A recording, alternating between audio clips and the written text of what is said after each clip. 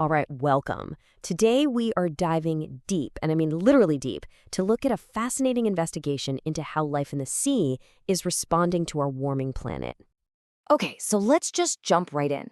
Imagine your home is getting hotter and hotter every single day. For marine life, that's not a thought experiment, it's reality. You can't exactly install an EC unit underwater, right? So, what do? Where can you possibly go to cool off? Well, it turns out there are basically two escape routes. Route 1, you pack your bags and head for the poles, swimming toward cooler latitudes. We've seen this happen a lot. It's pretty well documented. But then there's escape route 2, which is way more mysterious. You take a kind of invisible elevator straight down into the deep, colder parts of the ocean. And that is what we're digging into today. To figure this out, we're going to look at a major scientific study that really tried to solve this puzzle of vertical migration. They wanted to understand if, how, and why marine life is heading for the depths. You know, the core problem here is that this isn't just about the surface heat waves we hear about on the news. This warming, it penetrates deep into the ocean, and that puts immense pressure on countless species that have evolved over millennia to live in very, very specific conditions. So, to investigate this whole thing, scientists turn to what is basically the perfect natural laboratory to watch these changes happen in real time, the Mediterranean Sea. And they put together this absolutely massive data set from years and years of bottom trawl surveys.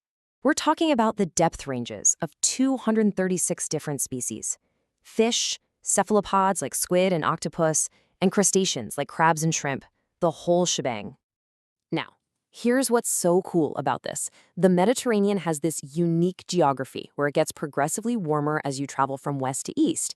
So by comparing how the same species lives in the cooler west versus the warmer east, scientists can pretty much see into the future. It's like a time machine for predicting how that species will respond to warming over the coming decades. So what did this massive investigation actually find? What was the first big clue that this great underwater migration was really happening? Okay, first we need to get one key concept down: minimum depth. Just think of it as the shallowest boundary of a species' home turf. It's their upper ceiling, the absolute highest they're comfortable living. And boom, here it is. This slide just perfectly illustrates the main finding.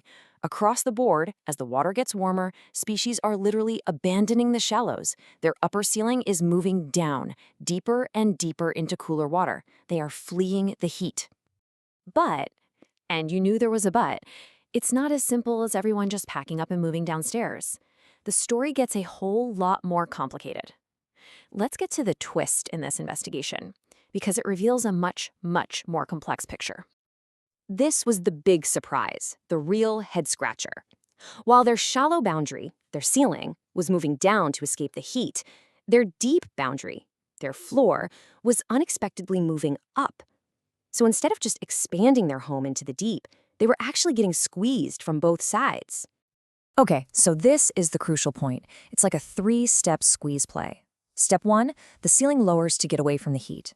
Step 2, the floor rises, maybe because of lower oxygen levels down there, or different food, or just the insane pressure of the deep sea. And the result? Step 3, you get what scientists call depth compression. The species' available home gets squeezed into a smaller and smaller vertical band of water. So why isn't this happening to everybody? That's the next logical question, right? To find out, the next step in this whole investigation is to look at the species themselves. Who's moving, who's staying put, and who's getting squeezed? Well, the first pattern is super clear, and it makes perfect sense. The cold water species, the ones who like it chilly, they're the ones making the biggest move into the deep. They're fleeing the heat, no question.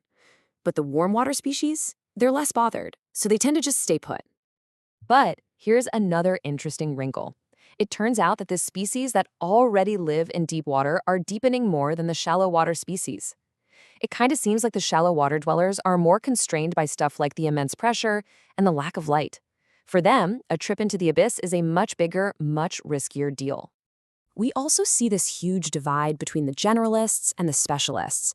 The generalists, the species that can tolerate a broad range of temperatures and depths, they're the adaptable ones, and they're on the move. But the specialists, the ones who are finely tuned to a very narrow set of conditions, they seem to be stuck in place, completely unable to make the journey.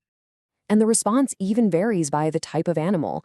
Most fish, along with critters like crabs and shrimp, are the ones experiencing that habitat squeeze, that depth compression we were just talking about. But cephalopods and sharks, they seem to be better equipped. They're making what's called a true depth shift, where both their upper and lower boundaries move deeper together.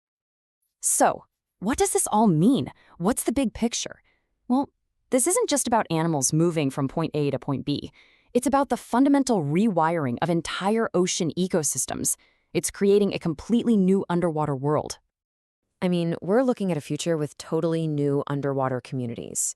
Cold water species are getting pushed down into the territory of deep water dwellers. That's creating new competitions, new predator-prey matchups that have never happened before.